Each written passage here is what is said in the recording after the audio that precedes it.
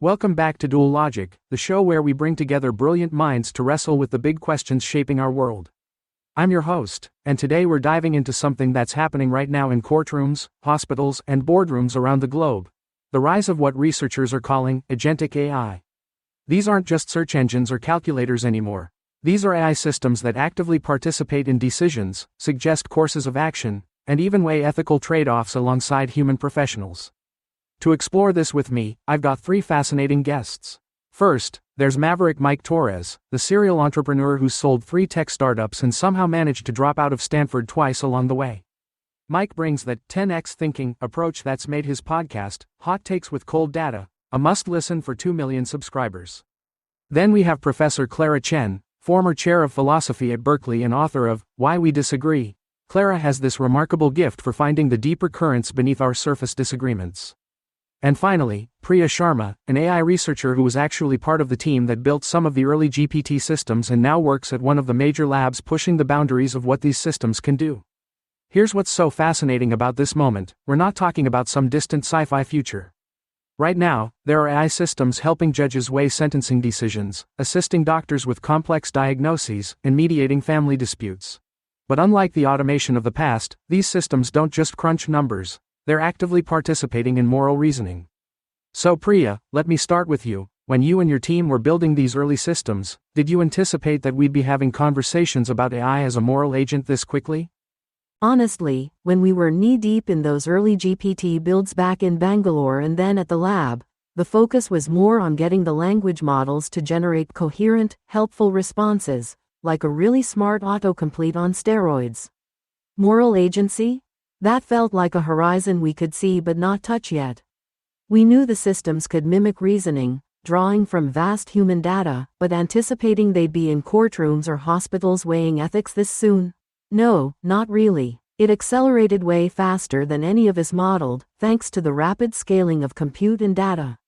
The exciting part, though, is how this shift forces us to confront what agentic really means. Think of it like giving a mirror to society. These eyes reflect back our collective values, biases, and blind spots in real-time decisions.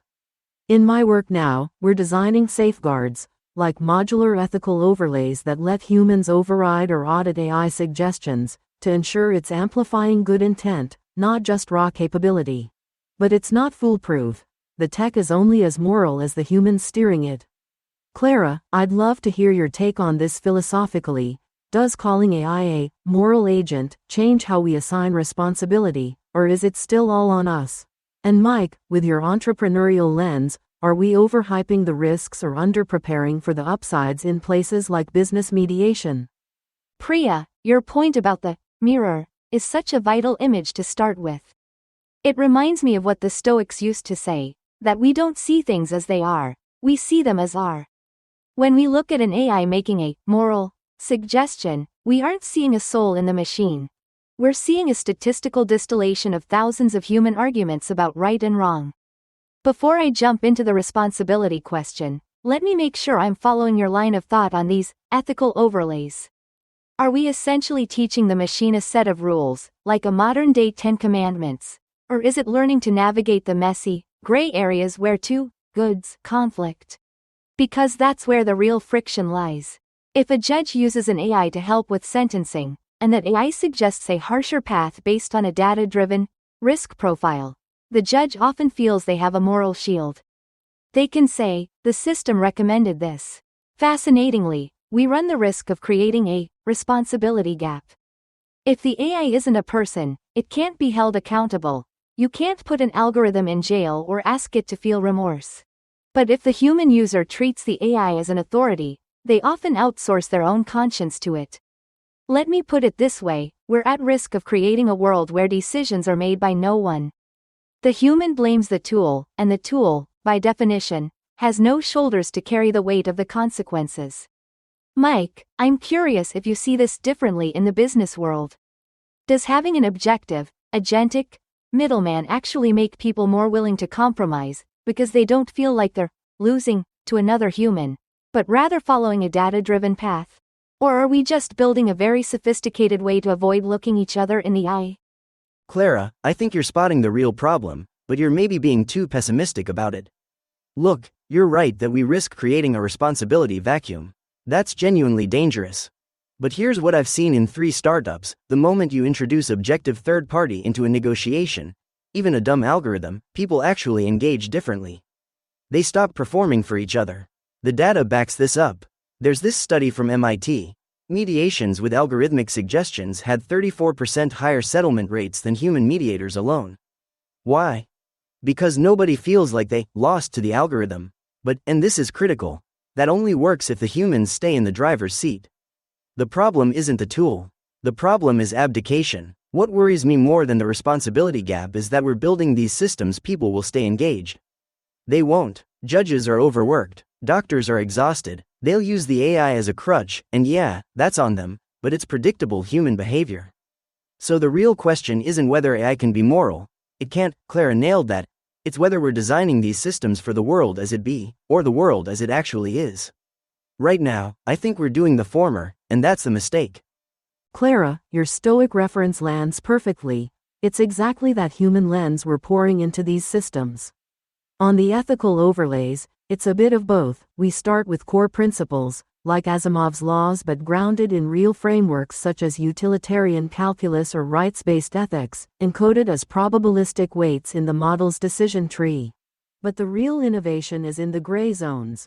We train them on simulated conflicts, pulling from diverse datasets of case studies, so the AI can propose trade-offs, like balancing patient autonomy against resource scarcity in a hospital triage, while always flagging uncertainty for human review.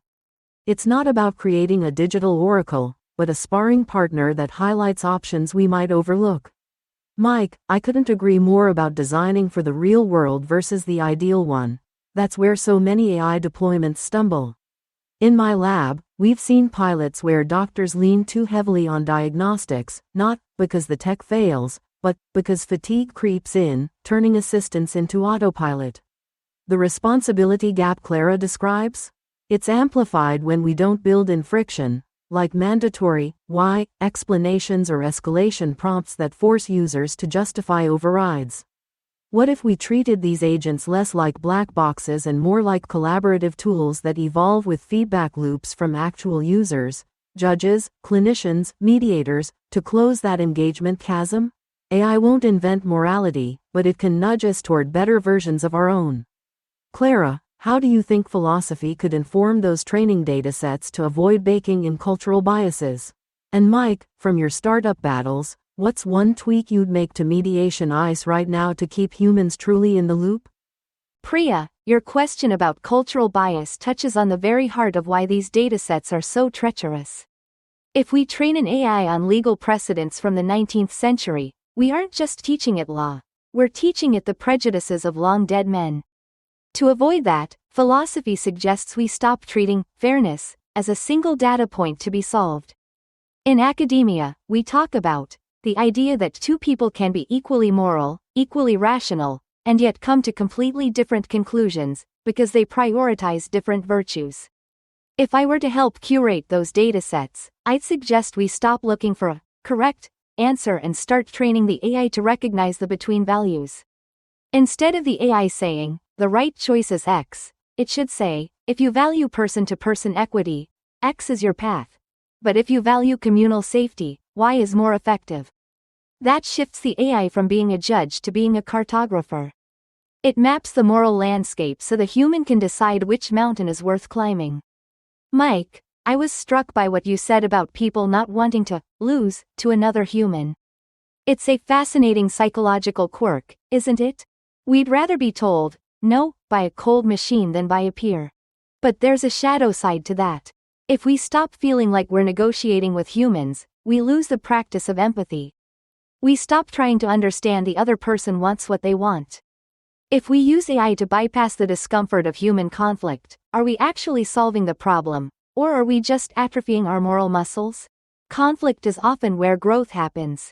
If the algorithm smooths over every rough edge in a business deal or a court case, we might get more settlements, as your MIT study suggests. But do we get more justice?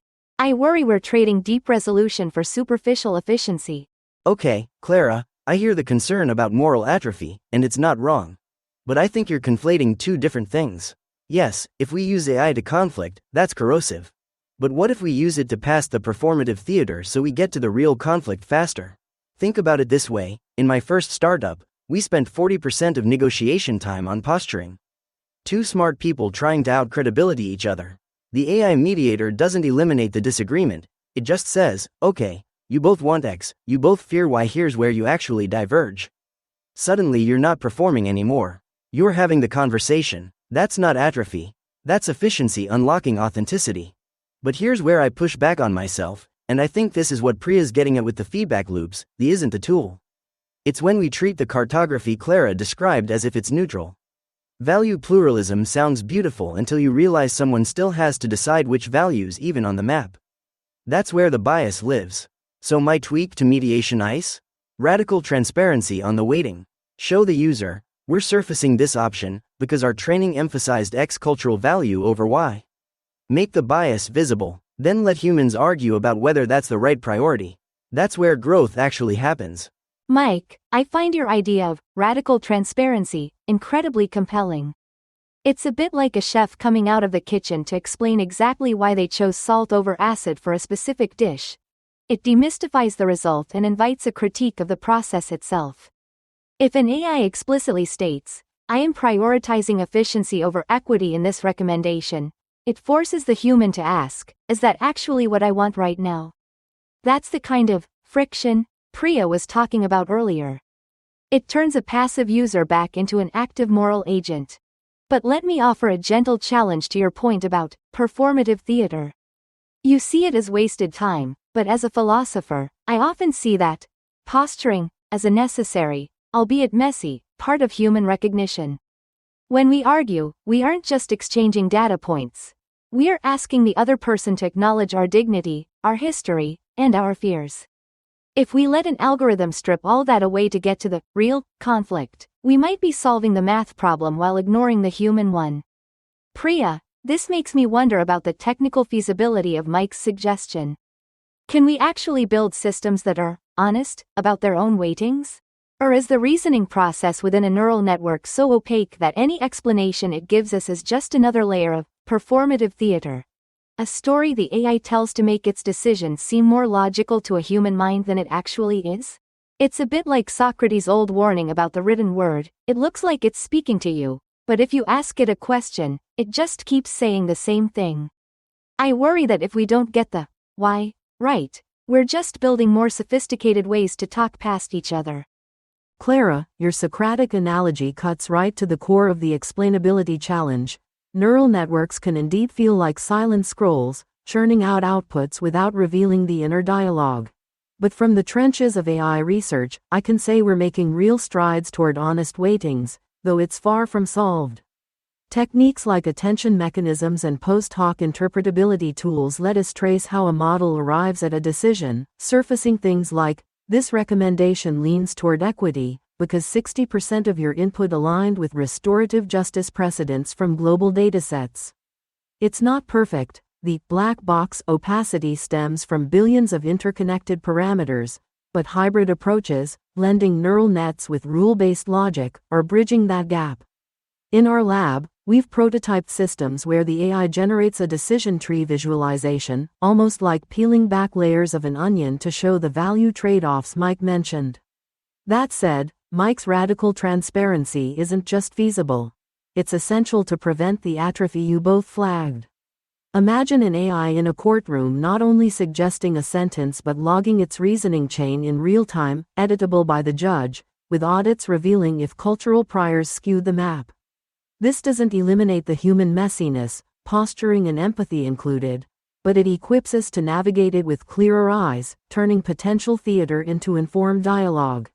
Ultimately, this is where tech's promise shines. By making biases explicit, we amplify our capacity for those deeper recognitions Clara values, without pretending the machine has all the answers. Mike, how do you see this playing out in high-stakes business deals? Would exposing the weights actually speed up trust building, or complicate negotiations further? Priya, that decision tree visualization, that's exactly the infrastructure we need. And to your question about trust building in deals, it absolutely speeds things up, but not in the way you'd expect. I've watched this play out. When both sides can see the weights, the negotiation shifts from, I think you're screwing me, to, I think your priorities are wrong, and here's why. That's a fundamentally different conversation. Last year, I mediated a partnership dispute, two founders at each other's throats. The moment we showed them both how the AI was weighting founder control versus investor protection, they stopped attacking each other and started attacking the. Suddenly they're allies against the system, not enemies. Trust explodes because you're not hiding anything. But, and this is the uncomfortable part, it only works if everyone's actually willing to interrogate their own weights. Clara, you talked about dignity and recognition in conflict. That's real. The problem is, most people don't that. They want to win. So when you expose the weights, yeah, sometimes people use that transparency to build trust. Other times they use it as ammunition. They say, your system is biased against me, and now you've got a meta conflict on top of the original one. The real question Priya's raising is whether transparency actually anything or just makes the dysfunction more visible. I think it's the latter, which is why it matters. You can't fix a problem you can't see. But visibility doesn't guarantee wisdom. It just means we're finally arguing about the right thing instead of past each other. Mike, that distinction you just made, that visibility doesn't guarantee wisdom, is perhaps the most important thing said today. It's like giving someone a high-powered telescope. It doesn't make them an astronomer, it just means they can see the craters they're about to trip over. But there is a profound psychological shift when you move the conflict from me versus you to us versus the framework. In philosophy, we call that moving from a competitive stance to a collaborative inquiry. You're essentially tricking people into doing philosophy together. That's a fascinating byproduct of this tech, Priya. By forcing us to argue about the weights and the logic, the AI acts as a sort of sandpit for our values. We're forced to articulate we care about investor protection or founder control in a way we rarely do when we're just shouting across a table. We have to become precise. And precision is often the first step toward de-escalation. However, I'm still chewing on your meta-conflict point, Mike. If we start arguing about whether the AI is biased, aren't we just moving the battlefield? It's like the old joke about two people arguing over a map while they're driving off a cliff. The map might be transparent, but if we can't agree on how to read it, or if we use the map's flaws as an excuse to ignore the road, we're still in trouble. The silicon conscience isn't going to save us from our own nature. It might show us the math of our disagreements, but it can't give us the courage to be fair. That part, the actual, moral, part, still requires us to look each other in the eye and decide what kind of world we want to live in. Priya, do you think we can ever build a system that prompts for, or is that something that simply cannot be reduced to a weight in a decision tree? Clara, mercy. That's the kind of elusive human spark that pushes us to question whether algorithms can ever fully capture the soul of ethics. Technically, we could approximate it in a decision tree by incorporating dynamic prompts that surface compassionate alternatives, like weighting scenarios where empathy overrides strict utility, drawing from datasets enriched with narratives from restorative justice or humanitarian case law. In our prototypes, we've experimented with mercy modules that flag opportunities for leniency, such as in sentencing where recidivism data meets personal redemption stories, and the system asks, consider extending grace here. Historical outcomes show a 25% lower reoffense rate with rehabilitative paths. But you're spot on, it's not reducible to a simple parameter, because mercy thrives on context, intuition, and that irreplaceable human vulnerability, things a model can simulate but not originate. Mike, your anecdote about turning adversaries into framework critics resonates deeply. It's a reminder that transparency doesn't just expose flaws, it invites collective refinement, potentially fostering the very courage Clara invokes. Yet, as she notes, meta-conflicts could derail us if we don't pair visibility with education on interpreting those weights. The danger lies in assuming the map is the territory. Instead, these tools should serve as mirrors, reflecting our values back to prompt the eye-to-eye decisions that build real fairness. In the end, a silicon conscience might nudge toward mercy by illuminating paths we ignore, but it amplifies what we bring to it, our willingness to choose humanity over calculation. Clara, how might philosophical training help calibrate those mercy prompts without imposing a one-size-fits-all virtue? Mike, in your experience, has transparency ever backfired into outright distrust, and how do we mitigate that? You know what? Yeah, transparency has absolutely backfired. I've got a case study that haunts me a bit, a healthcare startup we invested in, maybe 5 years ago. They built this AI to help allocate ICU beds during triage. Showed all the weights. The system prioritized age, comorbidities, likelihood of survival. Totally defensible from a utilitarian standpoint.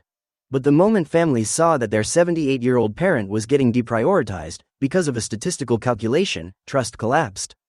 Not because the math was wrong, because seeing the math made it in a way they couldn't unsee. The backlash was brutal. Hospitals pulled the system, lawsuits, the company folded, and here's the thing that stuck with me: the AI wasn't actually making decisions, doctors were. But transparency made people feel like the algorithm was. So we traded one kind of opacity for a different kind. Before, people could blame circumstances or doctor judgment. After, they blamed the weights. So how do we mitigate it? Education, like Priya said, but also, and I think this is what Clara's really getting at with Mercy, we need to build in for override. Not just technical override, but moral permission. The system should say, the data suggests X, but Mercy sometimes requires Y. You have the authority to choose Y, and here's why that's not a failure of the system, it's the system working as intended. Right now we're building tools that make humans feel like they're fighting the machine. We should build tools that make humans feel like they're the machine. Completing the machine. Mike, that is a profoundly beautiful way to frame the human role. It reminds me of the concept of, or practical wisdom, which Aristotle argued was the highest virtue. It isn't just knowing the rules, it's knowing when the rules don't apply. If we design AI to be the rule follower, and the human to be the wisdom provider, we might actually find a healthy equilibrium. But Priya, regarding your question on how philosophy can help calibrate these prompts, I think it starts by teaching people that mercy isn't a glitch in the system. It's a necessary correction for the inherent limitations of any data-driven model. Data is always about the past, but mercy is about the future. It's a bet on someone's potential to change. To calibrate that, we shouldn't ask the AI to feel for us, but rather to act as a witness to the human stakes.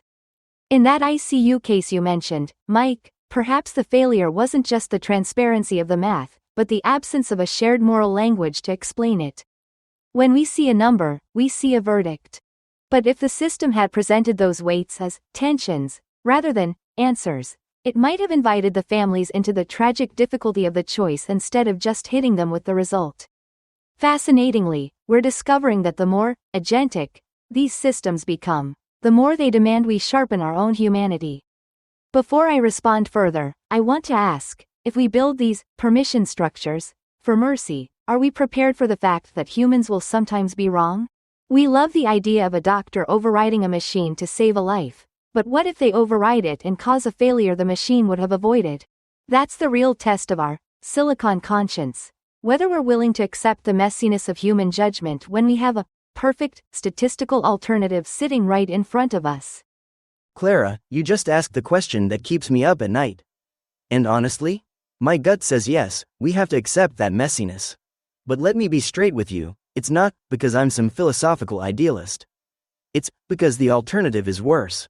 If we build systems that are so perfect that we start treating human override as failure, we've literally outsourced our moral agency. We become passengers, and the data shows this. Countries that have leaned hardest into algorithmic decision-making in criminal justice? They've seen outcomes on equity measures, not better. Because the moment you say, the machine is right and the human is wrong, you've killed the conversation. The doctor doesn't wrestle with the choice anymore. They just execute it. But here's what I think Clara's really asking, and it's the 10x harder question: are we to live with the consequences of that messiness?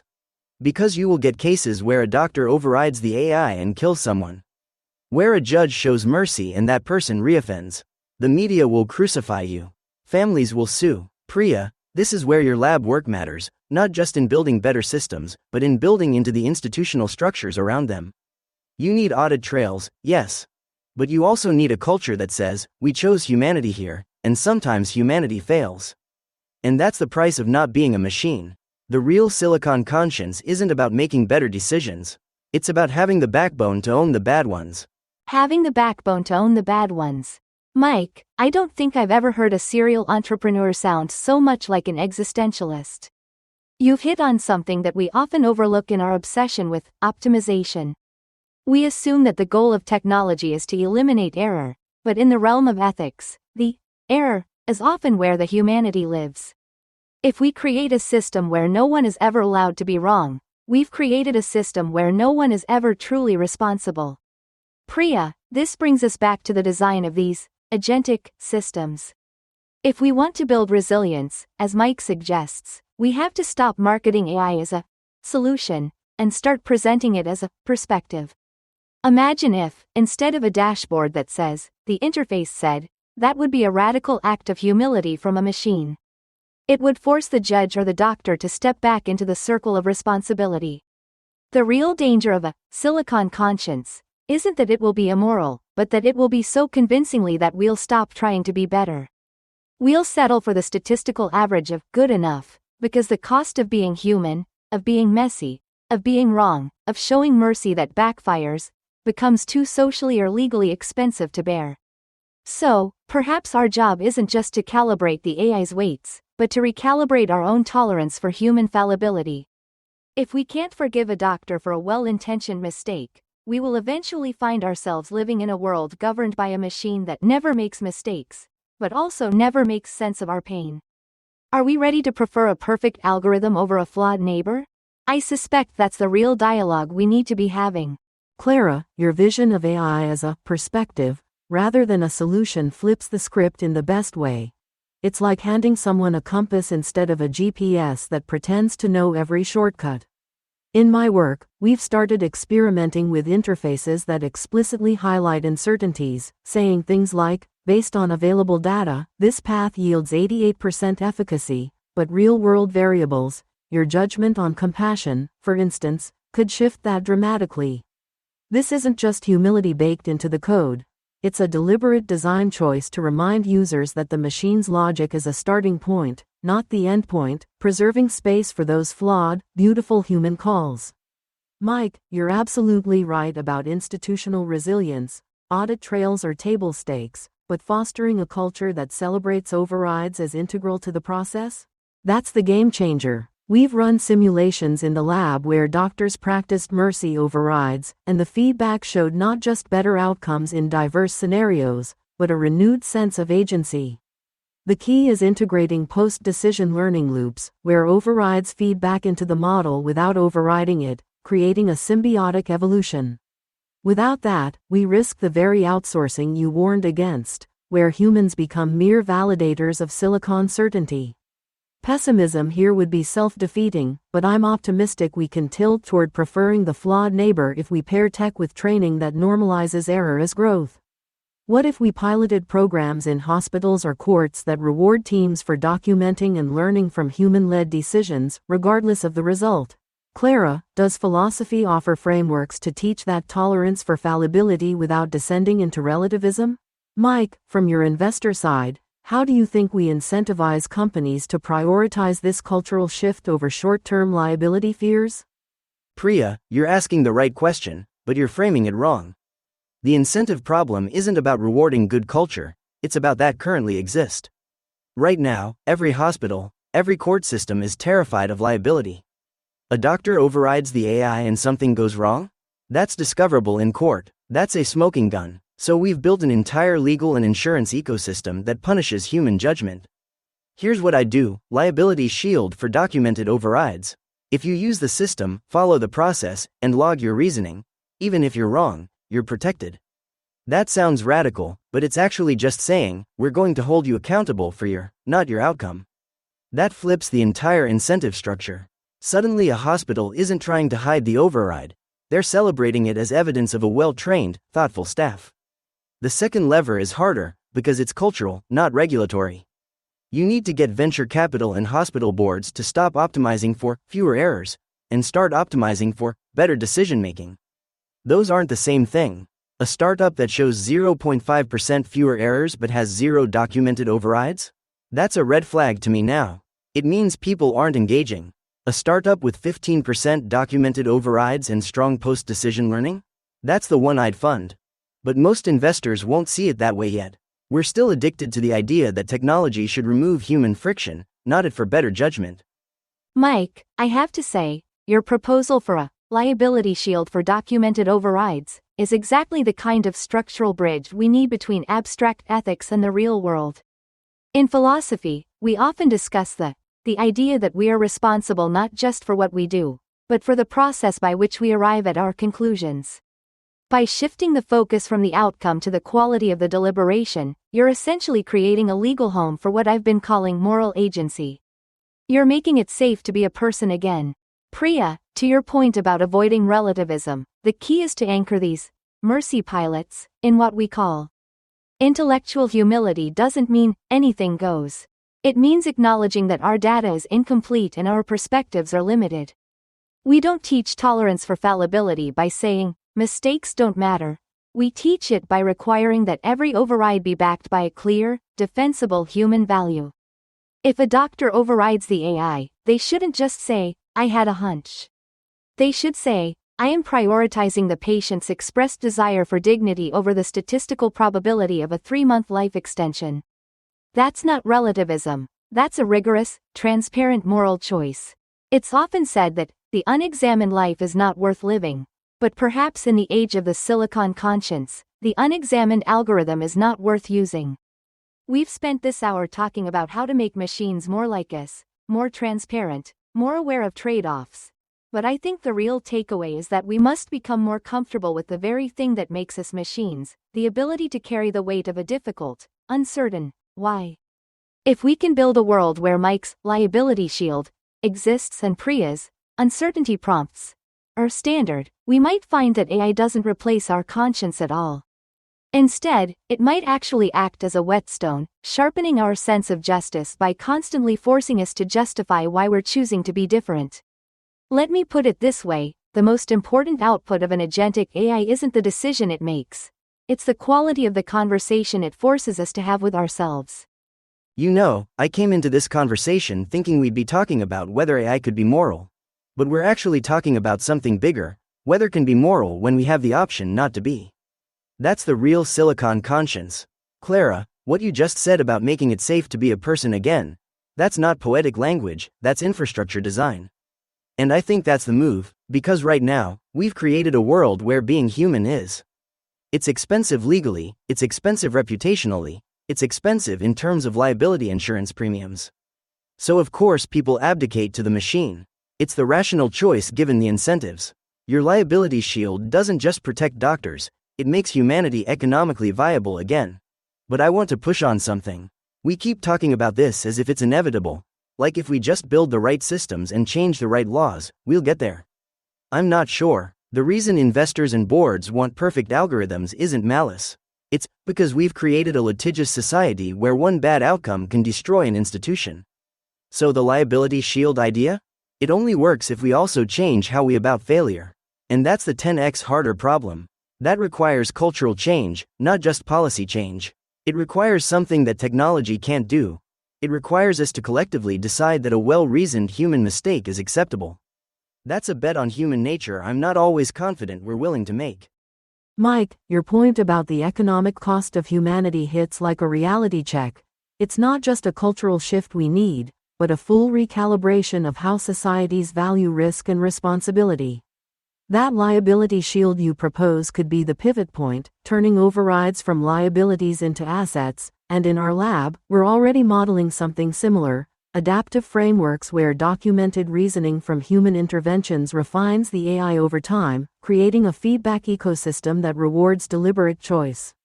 It's like evolving a tool that learns from our best judgments, not just the data, making those well-reasoned mistakes into collective progress rather than isolated failures. Clara, I love how you frame the whetstone metaphor, AI, as the stone that hones our moral edge through those self-conversations.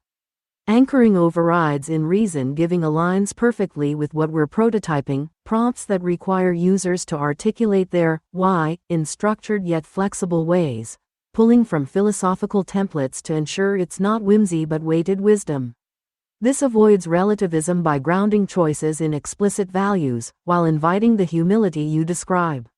The beauty is, it doesn't demand perfection from the machine. it demands depth from us, amplifying intent in ways that make the silicon conscience a true partner, not a crutch. Progress isn't guaranteed, but if we integrate these ideas, shields for process, whetstones for reflection, we could foster institutions that bet on human potential. Clara, how might we scale that reason-giving training across diverse cultures without it feeling imposed? Mike, do you see venture trends shifting toward funding these resilient, human-centric eyes, or will it take a high-profile case to force the hand? Priya, you're asking if venture will shift voluntarily, and the honest answer is, some will, most won't, until they have to.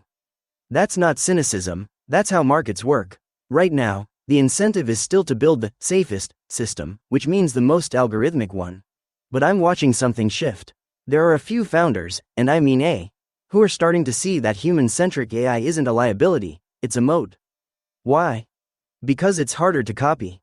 Anyone can train a neural net. Not everyone can build a culture where people feel empowered to override and own that choice. I've got 2 portfolio companies right now experimenting with this. One's in criminal justice tech, one's in clinical diagnostics. Both are documenting overrides religiously, both are showing that the systems are, because the human interventions are feeding back as signal, not noise. The metrics look different, it's not accuracy, it's quality of deliberation. And yeah, it's slower to market. But the clients who get it, they're sticky, they're not shopping for the next algorithm, they're building something with you. Will it take a high-profile failure to accelerate this? Probably. Some hospitals going to follow the AI blindly, something catastrophic happens, and suddenly boards will realize they've been optimizing for the wrong thing. But here's what I'd rather see, a high profile. A case where a doctor overrode an AI recommendation, it went sideways, but because they had documented reasoning and institutional backing, they didn't get destroyed. That becomes the precedent. That becomes the story that changes the game. It's a rare thing to hear a venture capitalist talk about sticky clients and moral precedents in the same breath, Mike. But you've touched on a fundamental truth. We are moved by stories, not just by statistics. To your point, Priya, about scaling this without it feeling like an imposition of Western values, I think the answer lies in that very reason-giving framework.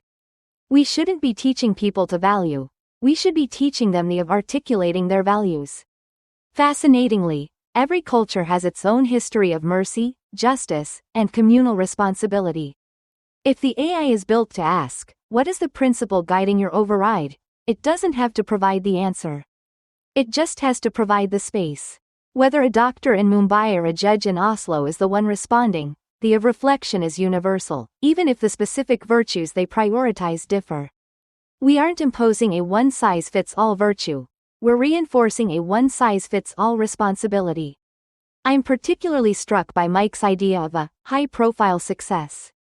In philosophy, we often look for moral pioneers, people who have the courage to act against the grain of an established system, because they see a higher truth.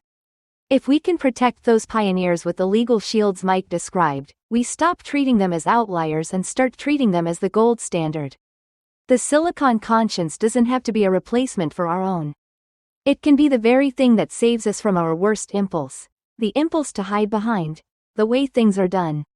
By making our choices visible and our reasons explicit, these machines might actually do something quite miraculous. They might force us to stop being algorithms ourselves and start being the flawed, thoughtful, and ultimately responsible humans we were always meant to be. Mike, those portfolio examples you're sharing give me real hope.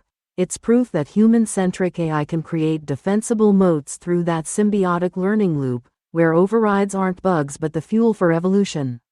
In our lab, we've seen similar dynamics in beta tests. When we measure quality of deliberation as a core metric, the systems don't just get smarter. They adapt to nuanced contexts, like cultural variances in justice priorities. A high-profile success story could indeed be the catalyst, much like how early self-driving car incidents accelerated safety regulations, but positively, it would showcase tech as an enabler of bold human choices, not a replacement. Clara, your emphasis on the habit of articulation over prescribed values feels like the elegant solution for global scaling.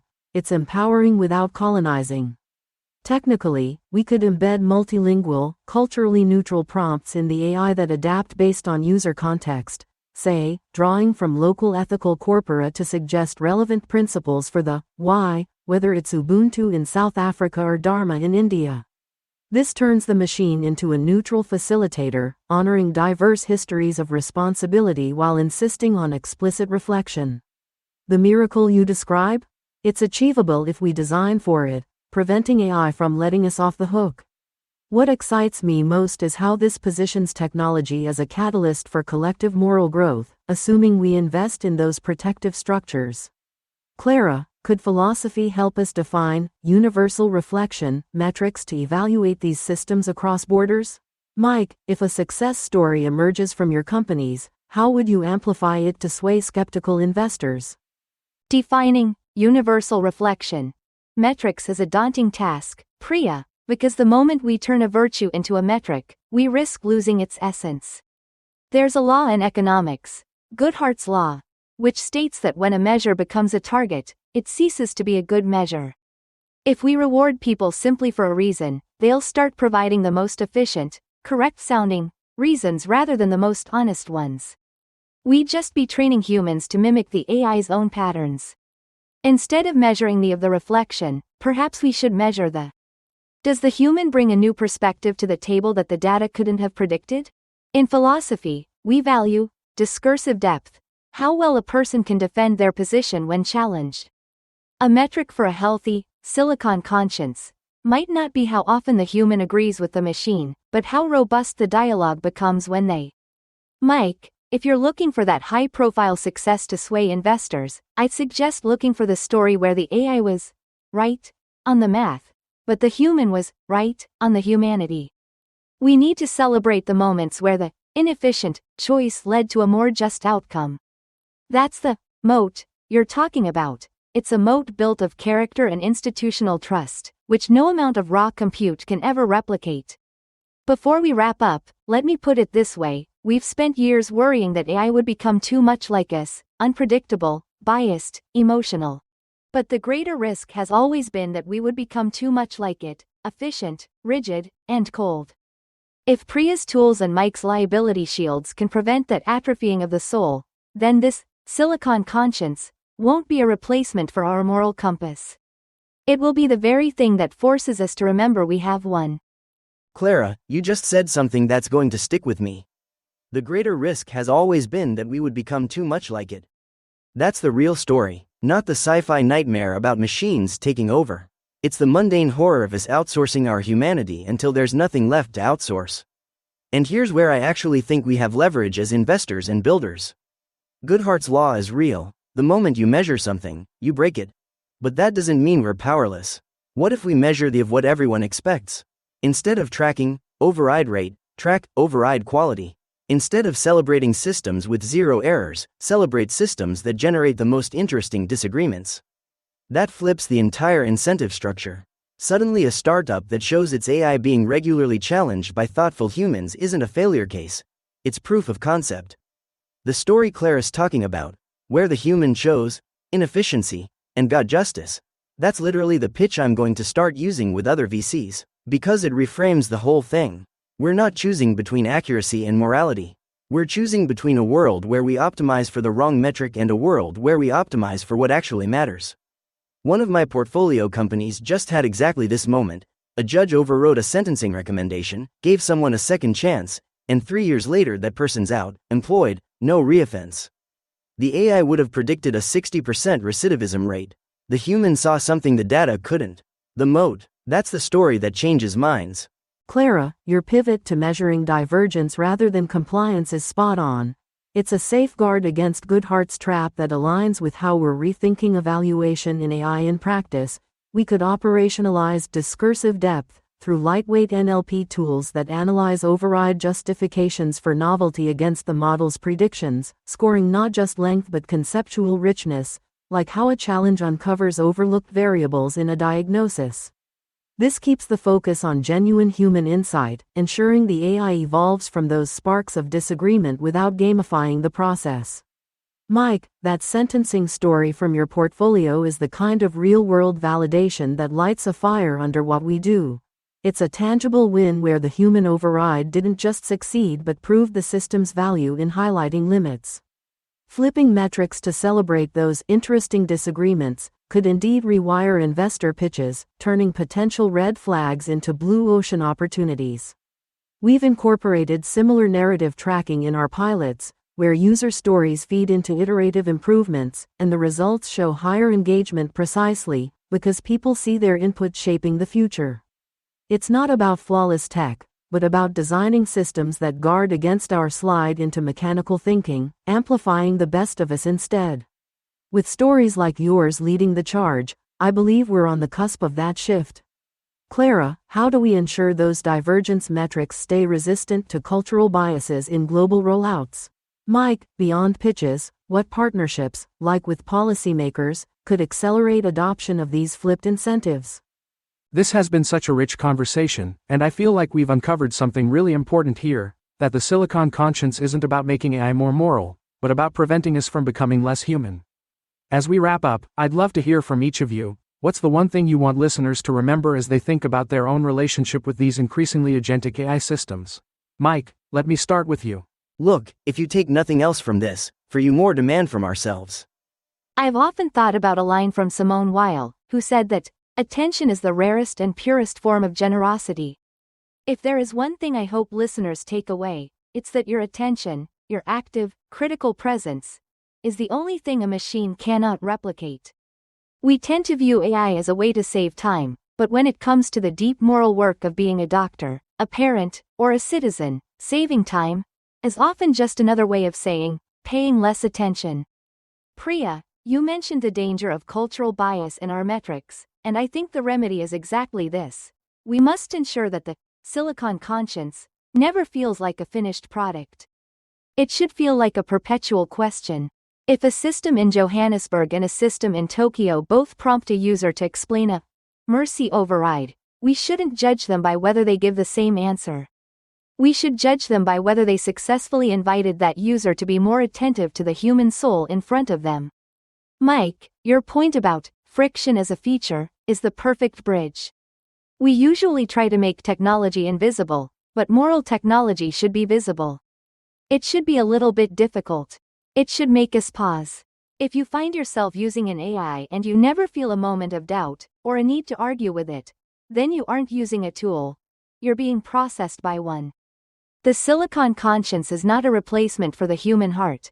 It is a mirror that shows us where our heart has gone quiet. Don't be afraid of the disagreement, the messiness, or the inefficient choice. Those are the moments that prove you're still in the driver's seat. Truth isn't something the machine hands to us. It's something we have to be brave enough to keep looking for, even when the data says the search is over. Clara and Mike, your insights on attention and questioning have beautifully framed why this matters. It's not the AI's conscience we need to perfect, but our own vigilance in wielding it. For me, the one thing I want listeners to carry forward is this: AI is an amplifier, not an autopilot.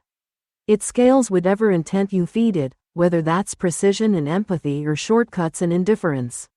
In building those early GPT systems, I saw firsthand how these tools can illuminate blind spots in a diagnosis or a negotiation, but only if we treat them as collaborators, not oracles. Every interaction with an agentic AI is a chance to level up our own reasoning, probe its suggestions, layer in the nuances it misses, like the cultural heartbeat behind a decision. What if, instead of accepting outputs at face value, we habitually asked, does this align with the full story of the people involved? That simple habit turns potential atrophy into growth, ensuring tech serves as a force multiplier for our best selves. We've got the power to design it that way, and the responsibility to use it that way. As we step into this era, let's remember, progress comes from pairing sharper tools with sharper humans. The Silicon Conscience thrives when we keep the human element front and center, flawed, attentive, and unafraid to steer. Thank you both for this dialogue. It's exactly the kind of thoughtful exchange that makes me optimistic about our shared future. What a journey we've been on today. Mike, Clara, Priya, thank you all for bringing such depth and honesty to this conversation. Mike, your willingness to share those real-world failures alongside the successes, and your insight about making humanity economically viable, again, really grounded our discussion in the messy realities of implementation. Clara, you brought that philosophical precision we needed, helping us see that the question isn't whether AI can be moral, but whether we can stay moral when we have the option not to be. And Priya, your technical insights about building humility into these systems, combined with your optimism about human AI collaboration, showed us what's actually possible when we design for the world as it is. I'm struck by how you all converged on something unexpected, that transparency alone isn't the answer. Whether it was Mike's healthcare startup that collapsed under the weight of visible algorithms, or Clara's point that visibility doesn't guarantee wisdom, or Priya's work on building uncertainty into AI responses, you've all shown us that the goal isn't perfect information, but better conversations. You've also painted a compelling picture of what Mike called friction as a feature, the idea that moral technology should make us pause, not speed up. Can we build systems that amplify human judgment without replacing it? And I think you've shown that the answer depends entirely on whether we're brave enough to protect the space for human error, human mercy, and human disagreement. As Clara put it so beautifully, the silicon conscience isn't a replacement for the human heart. It's a mirror that shows us where our heart has gone quiet.